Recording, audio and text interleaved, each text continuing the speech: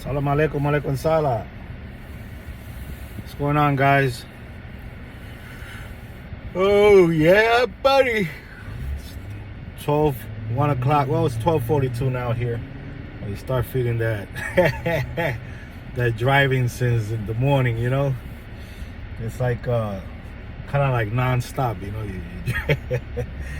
You driving, getting out the car, you know, walking up to buildings, apartments, houses, getting back in. It's a back and forth thing.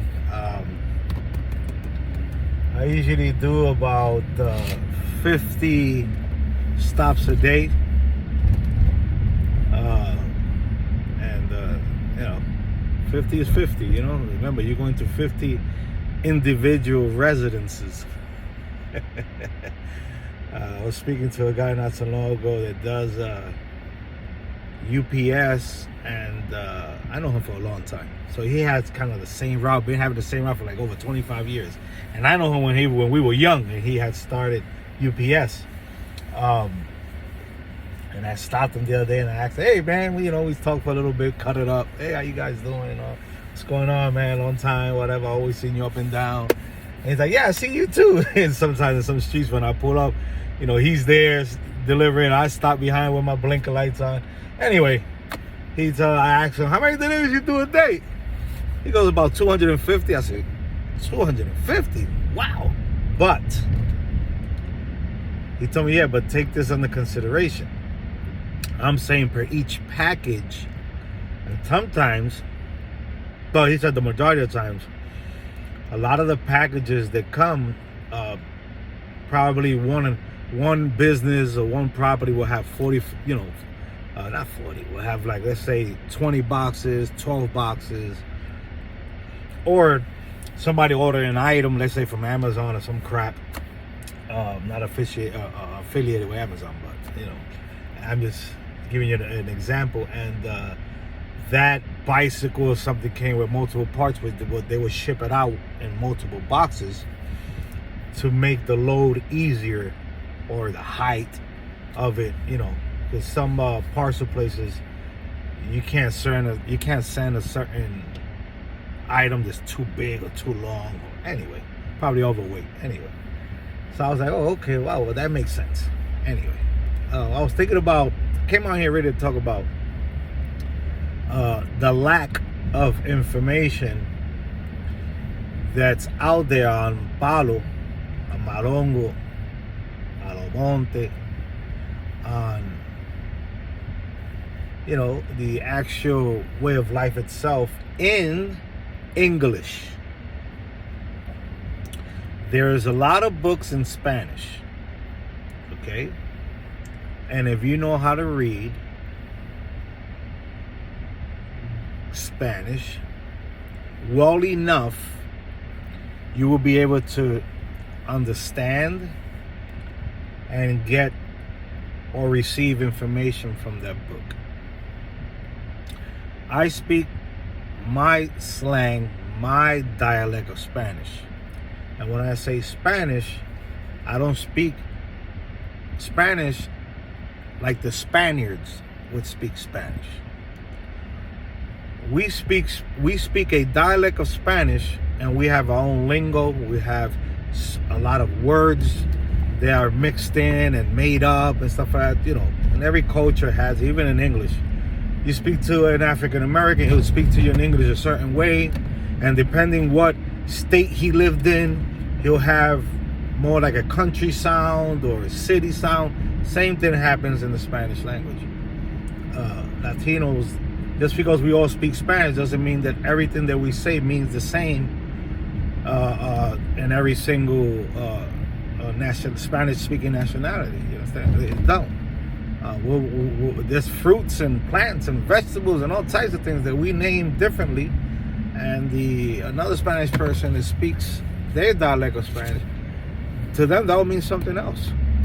They don't even understand what you're talking about. So what I'm getting to is, books are hard to get in Palo. Good books, good books that you can rely on the little information that gives you, because you also have to be aware that you're not going to find a lot of stuff of Palo written in books. You're not gonna find it. And if you do see stuff in the books, they say, "Oh wow, look, they say certain patipemba or something there." That you look at it. Oh, and you're not gonna get everything about how to use that patipemba or firma. They're not gonna tell you. In the book, it's not gonna be written how to use it, what it says, what's the translation of it, whatever mambo, whatever prayer or anything you have to say, they're not gonna give it to you. So you gotta be careful you don't buy books and you think that you're gonna learn off of them a lot.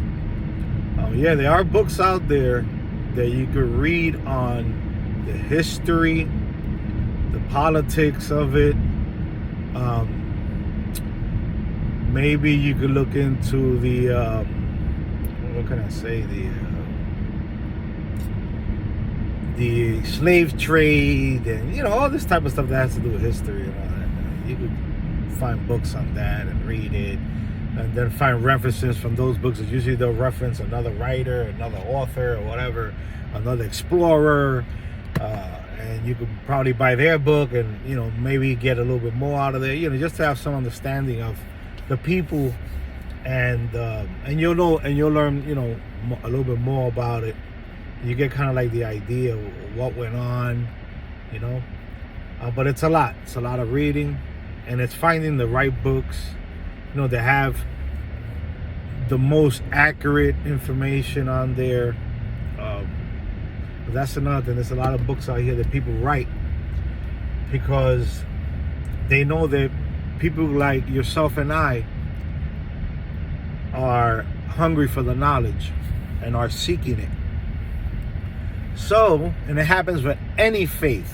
I don't care. I could give you different faith with different types of writers who wrote books that this denomination believes in it, this one doesn't believe in it, this one finds fault in it. Like it's a lot of stuff. So not everybody agrees upon it. There's a lot of things. So as far as trying to find lots of information of Palo, stuff that is taught from a tata, from a padrino, from your spiritual guider, whoever's guiding you, you're only going to learn that from him. And if you speak to others that have the ability and they see that you have gone through certain ceremonial practices and rituals and things like that, and they can see it and believe that you went through that, whether you have some way of proving to them, some of them might help you out. They might give you something, and advice. And I'm speaking because I have gotten advice from a couple of tatas, and and even santeros. I have gone to a place and here I take a delivery, I leave, 15-20 minutes later, an hour later, they're calling me back, and I'm thinking it's for the medicine, right, that I dropped off something wrong.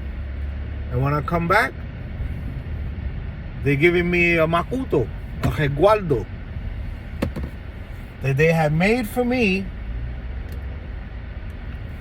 And they explained to me, here, take this for you, carry this. I made this for you. This is for whatever, for protection. Something told me to make this.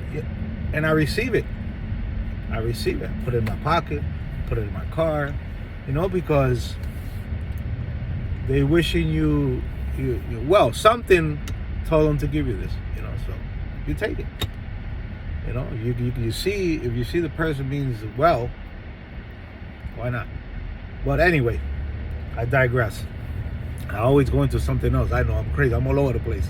You're not gonna find much books on actually the teachings of Palo, really what it is about.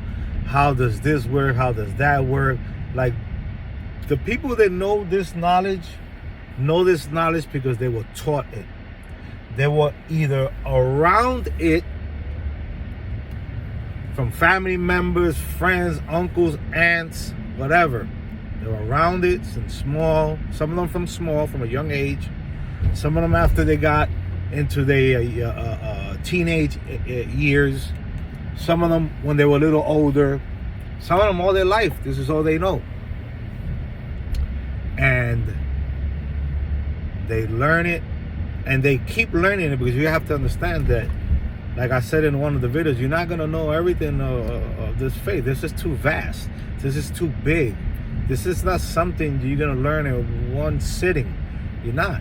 I mean, you're going to leave this planet Earth. You're going to leave this flesh from this earth, and you're never going to not know everything. Because there's actually really, like, there's no end. It's not, it's infinite. It's like, you know, but if anything, be careful with the books you buy. Read them with a grain of salt. Don't copy nothing in it and try to use it. Be smart. I know we are anxious and hungry and want information, but sometimes information is not, it's not the right information.